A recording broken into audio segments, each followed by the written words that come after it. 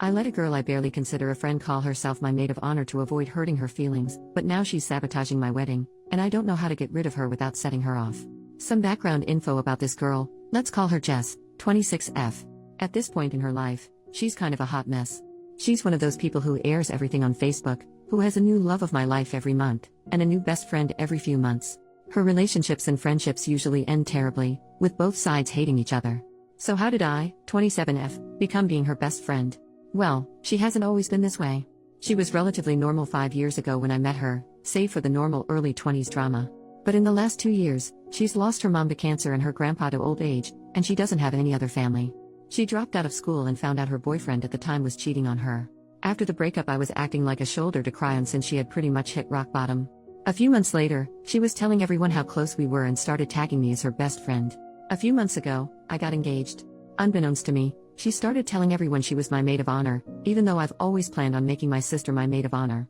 But this was right after Jess' mom had died, so I just improvised and said I would have 2 maid of honors. It's still not what I would have liked, but I literally couldn't bring myself to tell this poor girl I don't consider her my best friend. That was my first mistake. About a month after I got engaged, she met a guy. 2 weeks later, she was engaged. A week later, she was married. A month later, she was divorced, separated.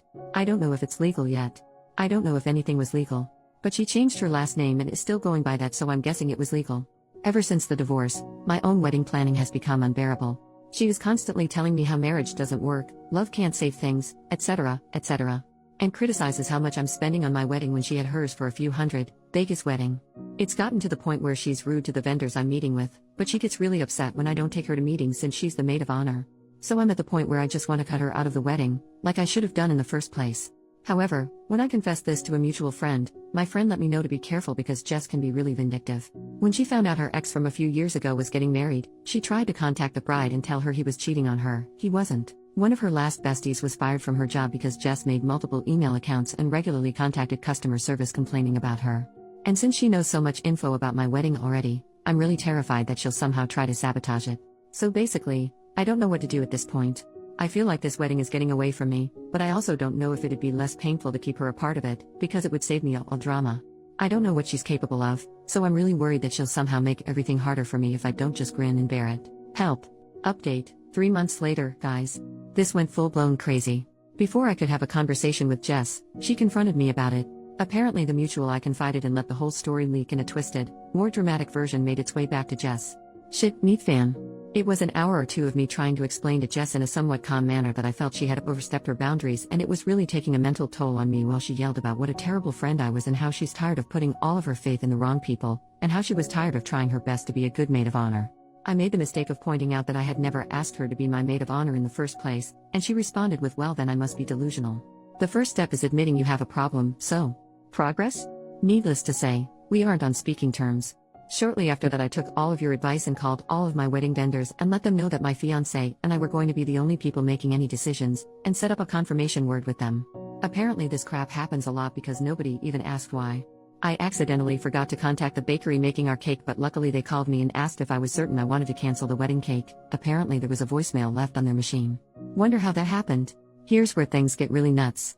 A few weeks after our blow-up, she apparently met some guy who is the love of her life. A few weeks after that, they're engaged. I can't make this crap up. She did it again. Then our mutual friends get invitations for her wedding, which is the same date as mine. But since they had RSVP'd for my wedding, a lot of them couldn't make it. A few days before her wedding, they have to cancel because he's already married. And you know what? So is she. I guess she never got officially divorced from that first quickie wedding. So as far as I know, no wedding actually happened.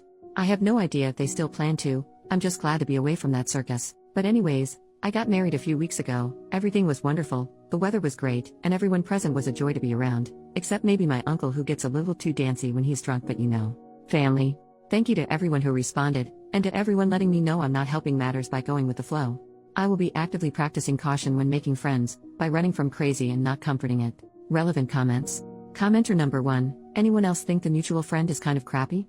She was the one who told OP to be careful about Jess. Yet she decided it would be a good idea to blab about what OP told her, knowing full well it would get back to Jess. Now instead of telling Jess on her own terms, OP got ambushed instead. OP, I actually asked her about it a few days after the blow-up. Her defense was that she didn't actually tell Jess, she told another mutual friend of ours, who told someone else, who told someone else, who told Jess, so technically it wasn't her fault. Which is how by the time it got to Jess the story was somewhere along the lines of, oh my gosh, OP is telling everyone you're ruining her life and sabotaging the wedding. All of us met at work, we all worked at the same restaurant long ago, and it was always a drama-filled place. A lot of the same people still work there and still thrive off of the drama. I'm thinking it's time for me to move on from that specific crowd. Cliques are fun in middle school. In your 20s, not so much. Commenter number 2, you said I will be actively practicing caution when making friends, by running from crazy and not comforting it. I'd like to nominate the first candidate for your new policy, the mutual friend who somehow let the story leak and repeated to Jess a twisted, more dramatic version of what you had confided in her. OP, I've decided to distance myself from that crowd and all. We're in different points in our lives, and I just don't find the gossiping all that fun. My real besties, from high school who were all bridesmaids, have all grown up and we would never pull this crap. Commenter number 3, I bet Jess was never actually getting married this time. It was just a plot to ensure at least some of your friends didn't make your wedding. OP, I suspect that as well, but since she's done it before I wouldn't be surprised if she actually went through with it. I'm assuming they were both trying to get divorced before the wedding and realized they wouldn't be able to in time, because some stuff takes time and can't be erased in a jiffy, so they couldn't do it. I get the feeling this guy is either really stupid or just as crazy as she is, so at least they found each other?